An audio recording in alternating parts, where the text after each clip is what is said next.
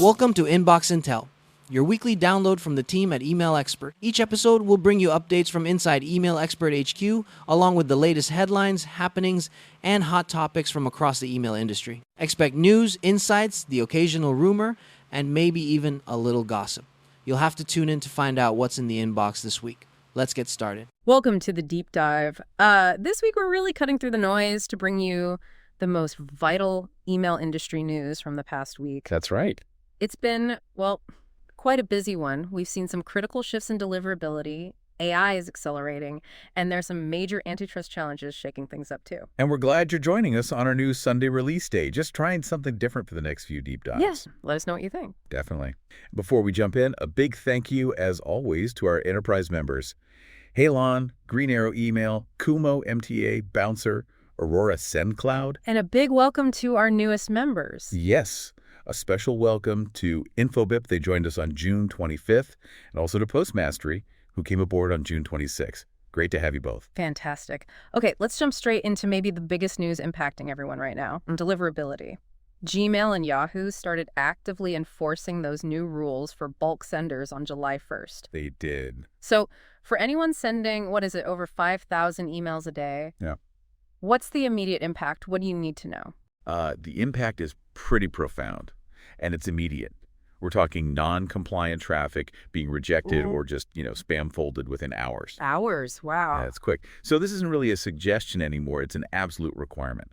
Bulk senders must have aligned that's pronounced DMARC. Remember? Right, DMARC. Exactly. Plus authenticated SPF and DKIM, which are kind of like your email's digital passport, proving it's legit. Okay. And you need a one-click list unsubscribe option, and critically, keep that spam complaint rate under 0.3%. 0.3%. That's tight. It is. And what makes this even more critical is that Microsoft has said they'll mirror these exact rules pretty soon on Outlook.com and Hotmail. So, this is an industry-wide shift. Good point. It's not just Google and Yahoo. And speaking of monitoring this, Google Postmaster Tools rolled out something new, didn't they? A compliance statuses dashboard on July 3rd. They did, yeah. That's actually really helpful. It's designed to make it much, much easier for you to just see your pass-fail statuses at a glance. So less digging through reports, hopefully. Exactly. It could be a bit of a game changer for quickly checking things.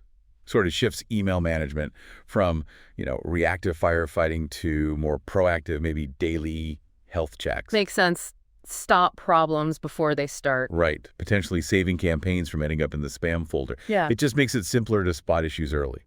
Okay, shifting gears a bit, let's talk AI. It feels like it's rapidly reshaping our inboxes. Grammarly made a pretty big move, right? They did, yeah. On July 1st, Grammarly acquired Superhuman. It was a $1 billion investment reported. Wow. Yeah, the stated goal is building an AI productivity operating system.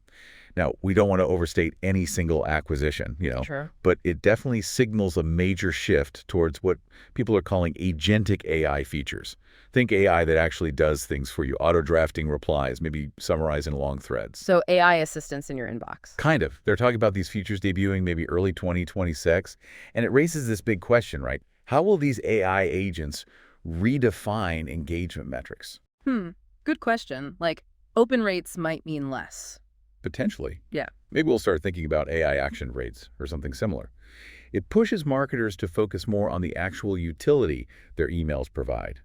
And adding to that, Klaviyo also rolled out its email AI content generation on July 2nd. Early testers are saying it speeds up production, like 35% faster. Interesting times for content creation too, then. Okay, let's move to the legal spotlight.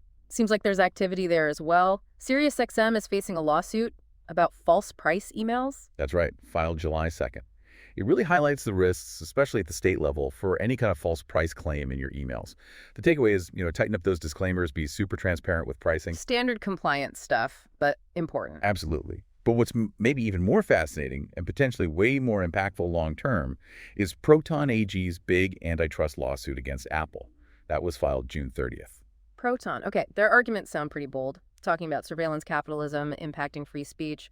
What's the core issue here for the email marketers? Well, Proton argues Apple's App Store set up the monopoly, the 30% cut, disproportionately harms businesses like theirs that are privacy first and rely on subscriptions.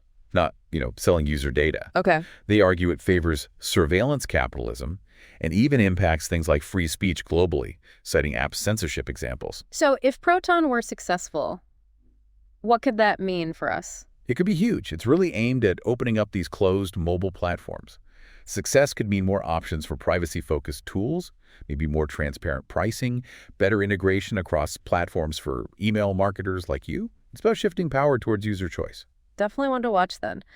Quickly before we wrap up, any essential updates for HubSpot users this week? Yeah, a couple of things. There's a redesigned email client testing UI rolling out now through July 24th.